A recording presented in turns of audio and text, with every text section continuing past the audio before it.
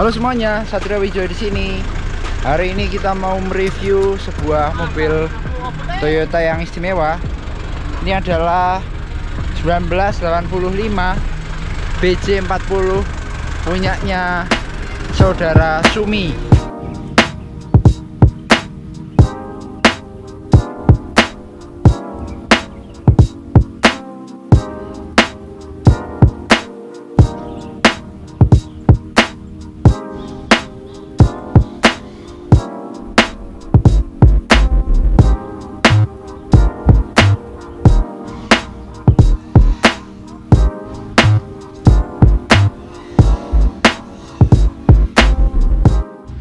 Oke, mari kita bahas mobilnya. Saya izin mereview ya, Mas Sumi ya. Oh ya. Dia yang punya orang Jogja. Ya. Yoi, mantap. Thank you Mas Sumi. Sama-sama. Yoi. Oke, mari kita bahas mobilnya. Ini adalah Toyota BJ40 atau banyak dari teman-teman kita panggil adalah Toyota Hardtop.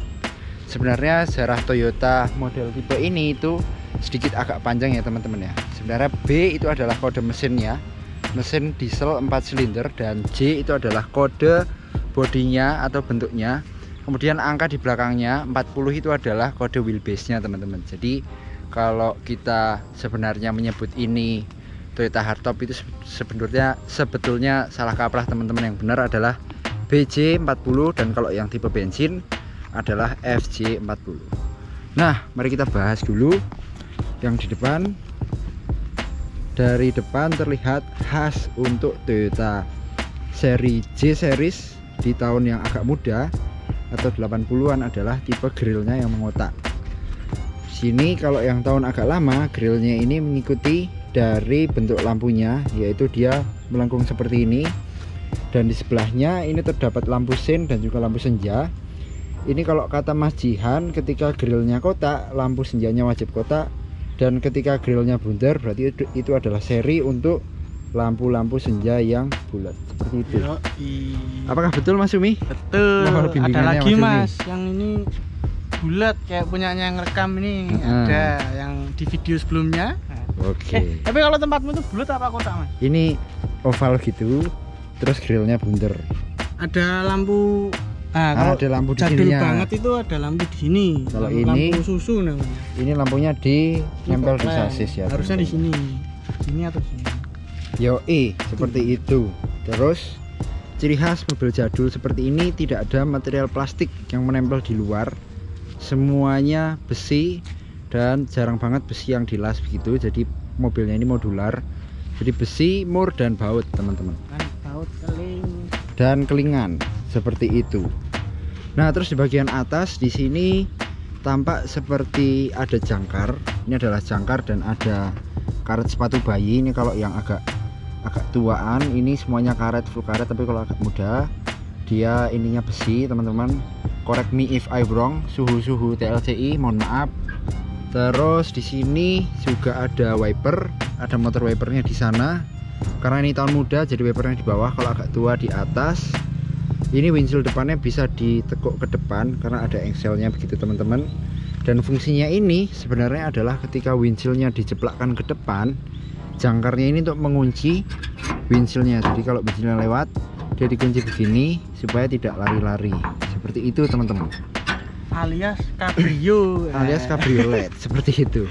Nah, ini untuk Toyota J series ini yang tahun agak muda, membuka kap mesinnya itu tidak hanya kanan dan kiri, tetapi ada mekanisme di dalamnya. Jadi ini tahun 85. Di correct me if I'm wrong. Tahun 85 itu ada beberapa perbedaan. Salah satunya pembuka kap mesin.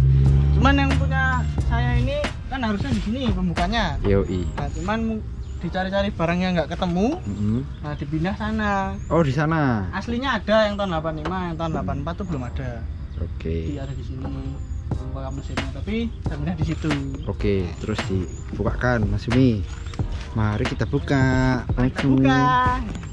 Nah, ini pintunya ini yang saya seneng, nutupnya itu ternyata seperti mobil-mobil muda, teman-teman. Effortless sekali dan suaranya sangat renyah seperti itu, bosku. Nah, ini dibuka ke mesinnya. Harusnya di sana ya, Sum ya? Di sana. Nanti barangnya biar diliatin sama Mas Satrijo. Ya kayak gitulah pokoknya. Oke. Apa, Rik?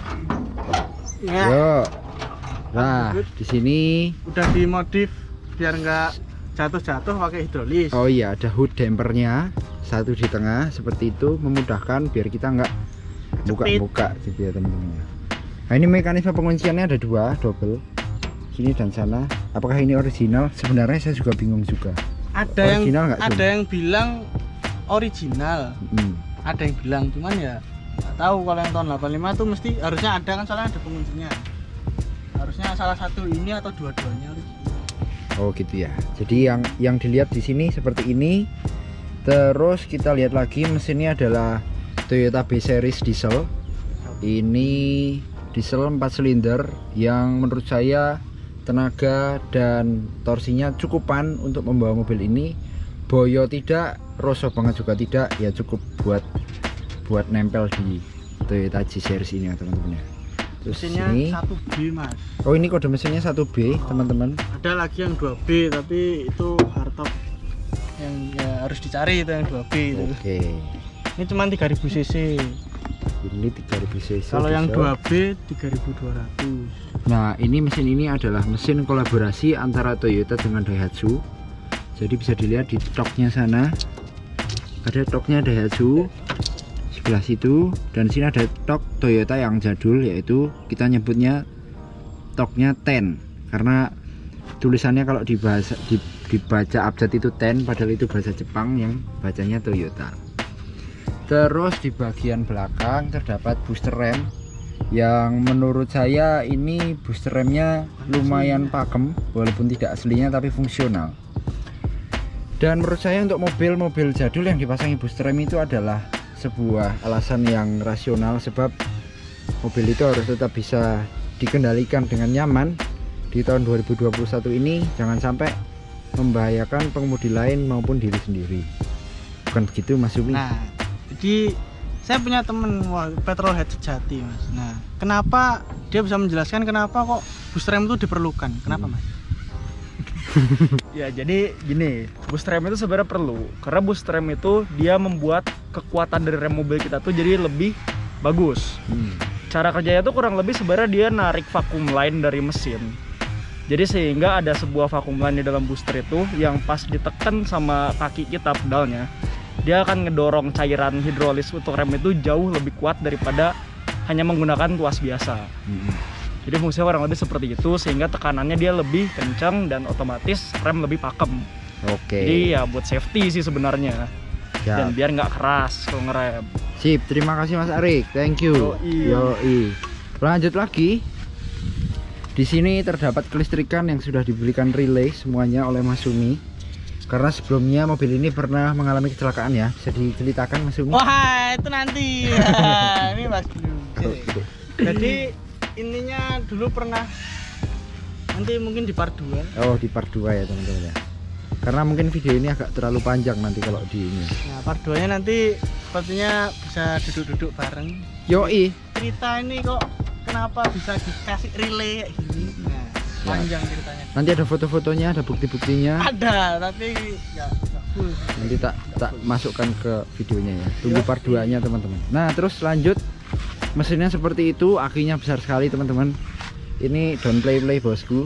Akinya ini kalau dibanding dengan aki Agia gitu mungkin 3 kalinya beratnya.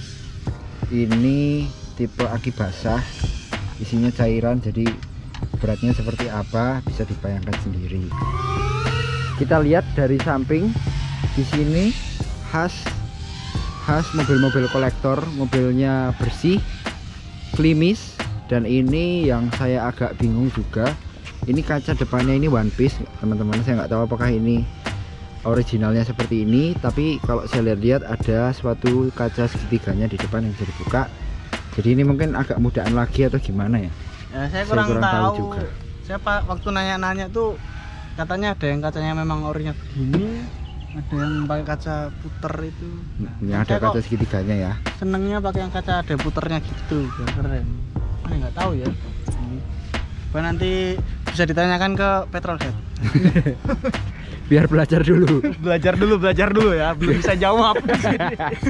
Kebetulan nggak punya. Terus di sini kita lihat spionnya original. Yang original adalah ini adalah Murakami Toyota Japan, seperti itu. Ini spionnya original. Dudukannya seperti ini juga Murakami asli. Terus seperti yang saya sebutkan tadi, pintunya nutupnya enak banget teman-teman. Ini memang kebuka, tapi walaupun ketutup saya sudah nyoba, nutupnya memang seger banget, kayak mobil-mobil 2021. Asli, saya nggak bohong teman-teman.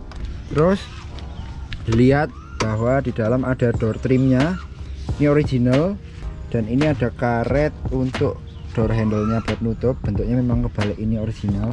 Kalau dipegang memang nyaman sekali teman-teman.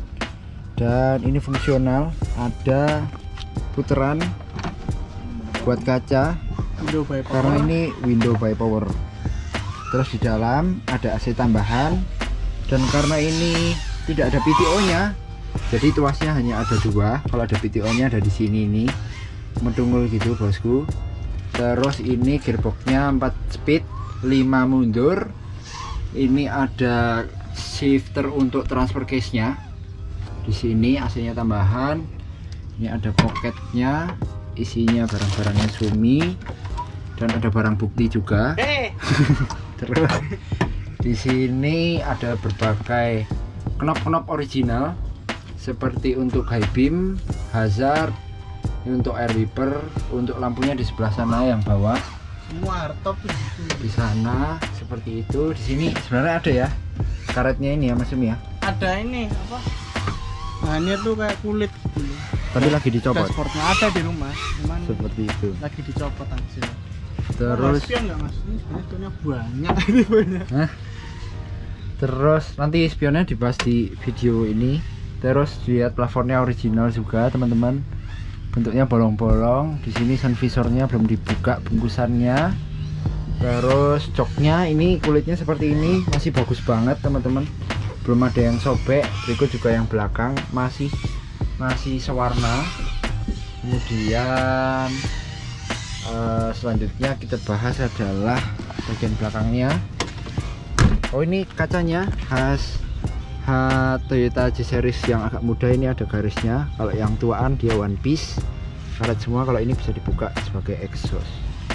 Bannya pakai Kanati Madhawk 100, ukurannya berapa ini? Berapa nih? 235 85 ring 16. Untuk peleknya saya sedikit kurang paham sama pelek ini. Saya tuh pahamnya di sini tuh ada bracketnya untuk dop. Nah, Untuk cuman wheel ini saya tutup pakai silen. seperti itu. Karena dopnya saya hilangin semua, bukan dihilangin sih, dicopot soalnya. Biar clean. Bukan biar clean, kurang suka sama chrome. Oh gitu. Nah, dopnya kan chrome. Ya, oke, sekarang lanjut video berikutnya karena baterainya habis. Oke, sedikit review lanjutan yang tadi belum selesai. Di bagian belakang ini adalah tipe pintu umumnya Toyota G-Series, yaitu barn door. Barn door ini adalah ketika dia membuka pintunya itu ke kanan dan ke kiri. Ke kanan itu ke kiri, dan ban cadangannya menempel pada tire hanger, jadi dia tidak membebani engsel pintu teman-teman.